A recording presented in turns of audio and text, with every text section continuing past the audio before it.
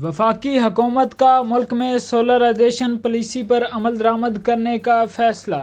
وفاقی حکومت نے ملک گیر سولرائزیشن منصوبے پر تیزی سے عمل درآمد کرنے کا فیصلہ کیا ہے اور امید ظاہر کی ہے کہ اس پر عمل درآمد سے پاکستان میں درآمدی ایندھن پر خرچ ہونے والے قیمتی زر مبادلہ کی بچت ہوگی۔ اس پالیسی کی ایک کڑی کے تحت ملک بھر کی سرکاری عمارتوں کی سولرائزیشن کے عمل کو تیز کیا جائے گا اور معینہ مدت میں اسے مکمل کیا جائے گا۔ اس کے علاوہ ملک میں الیکٹرک موٹر سائیکل اور سولر پینلز کی پیداوار کے لیے پالیسی کو جلد حتمی شکل دی جائے گی۔ اس طرح ملک میں زیادہ بجلی کی کھپت والے پنکھوں کو بدلنے کا جامع لائحہ عمل مرتب کر کے پیش کیا جائے۔ گزشتہ دن وزیر اعظم پاکستان شہباز شریف کی زیر صدارت ملک میں توانائی بچت کے اقدامات پر عمل درآمد کے حوالے سے ایک جائزہ اجلاس ہوا۔ اجلاس کو بتایا گیا کہ مجموعی طور پر 671 سرکاری عمارتوں کی سولرائزیشن کا عمل شروع ہے، جبکہ وزارت تعلیم کے تحت آنے والی 600 عمارتوں کے پاس اپنا بجٹ موجود ہے، جس کو اس مقصد کے لیے بروئے کار لانے کی تجویز زیر غور ہے۔ اس کے علاوہ 11 کلو واٹ کے فیڈرز کی سولرائزیشن کا عمل بھی شروع ہے۔